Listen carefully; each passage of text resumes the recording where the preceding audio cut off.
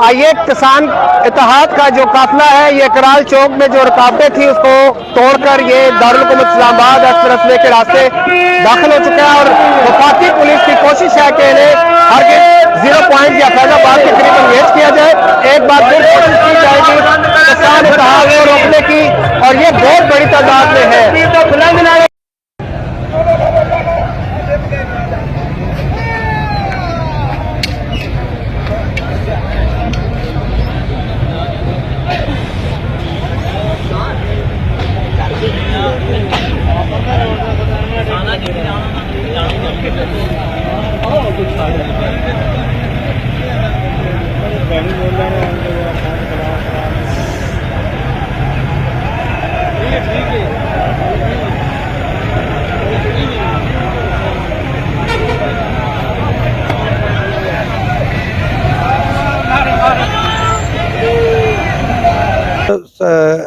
साथ ही कोई ऐसे टैक्सेस हर महीने डाले जाते हैं। हम चाहते हैं कि उसका जैसे पिछली हुकूमत में 1 यूनिट 1 रेट था, फ्लैट रेट हमें मिला हुआ था, वो किया जाए और ताकि जो है ना हमें रिलीफ मिले।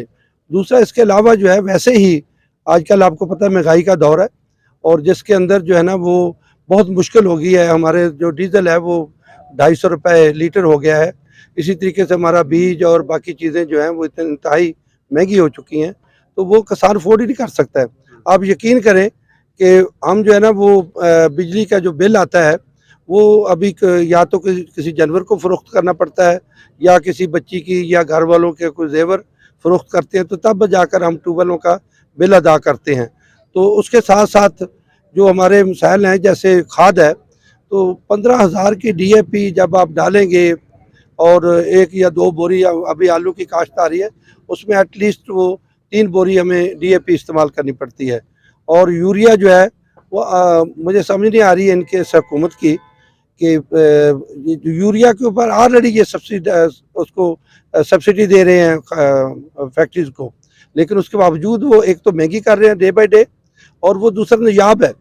वो जब हम असर रेट पर लेने जाते हैं मेरा किसान तो उसको मिलती नहीं है, लेकिन जब ब्लैक में लेता है 200-400-500 रुपये ऊपर करके तो उसको मिल जाती है। तो ये हुकूमत बिल्कुल जो है ना इस मसले में फेल हो चुकी है। ये ज़रई मुल्क है, इसको ज़राअत जब तक नहीं चलेगी कभी भी इसकी माइशत जो है वो नहीं चलेगी। ये पिछली हुकूमत में आपने देखा कि इन्होंने खुद जो है हमारा जो ग्रोथ रेट था जिसको हम DAP अपना उसके कहते हैं कि जो इनका ग्रोथ हुआ है वो 6% था। इन्होंने खुद वो शो किया है, तो जबकि अभी उसकी हालत जो है मेरा ख्याल वो 2-2.5% पर पहुंच गई है।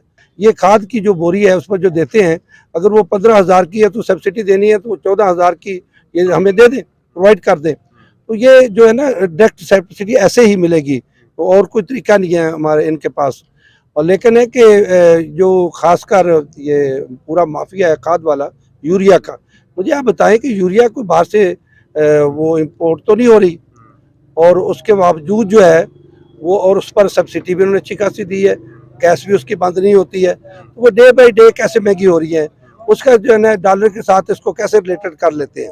जब से ये हुकूमत आई है PDM की, तो बिजली की कीमतों में होशरुबा इजाफा हो और खाद बीज के हवाले से अभी गंदम का रेट बढ़ाया और उसके साथ क्योंकि सीड तो जो अभी गंदम का जो बीज है वो तो पिछले जो रेट पे वही खरीदा गया है, लेकिन इस दफ़ा उन्होंने इसके साथ उन्होंने वो बीज का रेट भी बढ़ा दिया है। और इनके पास एक बहुत बड़ी आसान सी सूरत ये है कि वो उसके साथ अशिया की कीमतें भी बढ़ा देते हैं। ऐसा नहीं चलेगा।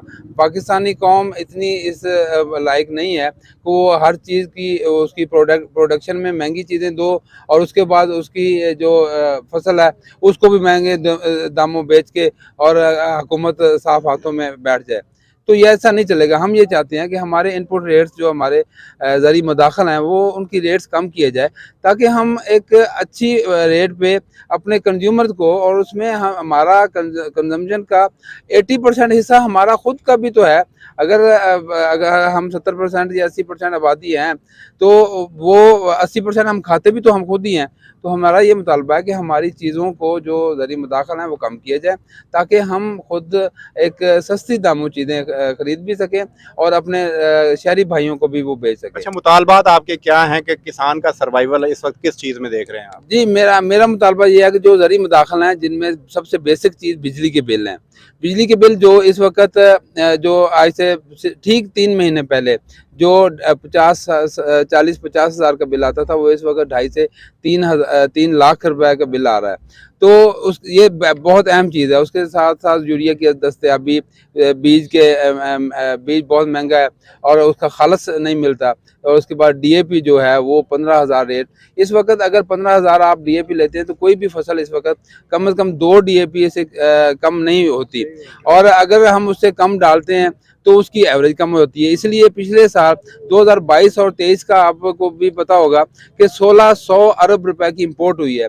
अगर ये 1600 अरब में से सिर्फ 1600 अरब में से किसानों को सिर्फ 800 अरब दे दिया जाए, तो मैं आपको यकीन से कहता हूं कि वो 1600 अरब रुपए भी बचेंगे, और बल्कि 1600 अरब रुपए की अशिया भी हम एक्सपोर्ट कर सकेंगे। तो हमारा सबसे पहला मुतालबा ये कि हमारी ज़रूरी मुदाखल जो भी हैं वो उसकी कीमतें कम की जाएँ।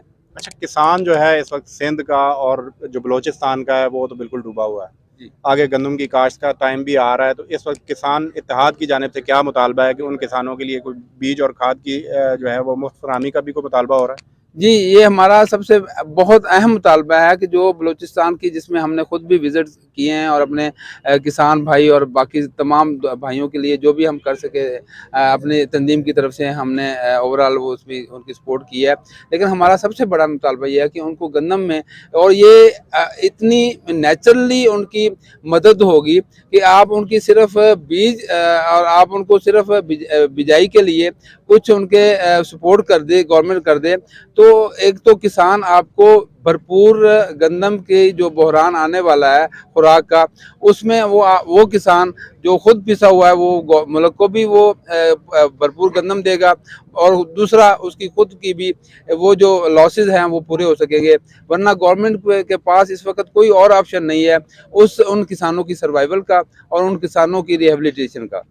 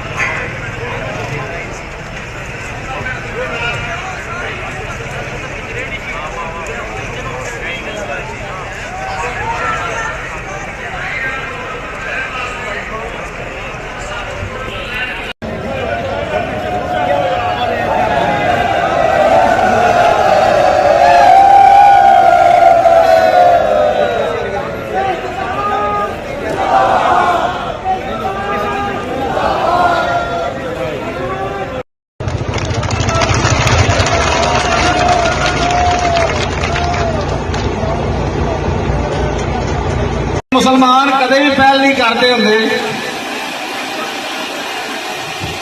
साड़ी जमात के उत्ते अगर पहल की गई तो जिन्ने मेरे भाई आए ने आपदे आपदे घरां च अपने माँ बाप नूं छड्ड के उन्होंने उन्होंने पैदा करने वाले रब की कसम है वो पिछा बिल्कुल हटन, उत्थे भावें घट जान। अपनी जगह से अपने पैरों के भार पाओ तो पूरा मुस्तैद होते चौकस होते खड़े हो जाओ। तमाम भाई कैम रहे, अल्लाह पाक खैर करेगा।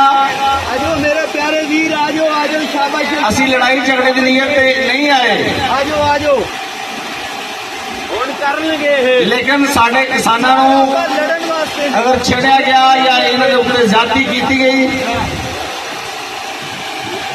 ਤੇ ਉਹਦਾ ਫਿਰ ਜ਼ਿੰਮੇਦਾਰ ਖੁਦ ਹਕੂਮਤ ਹੈ ਅਸੀਂ ਫੋਰਮਨ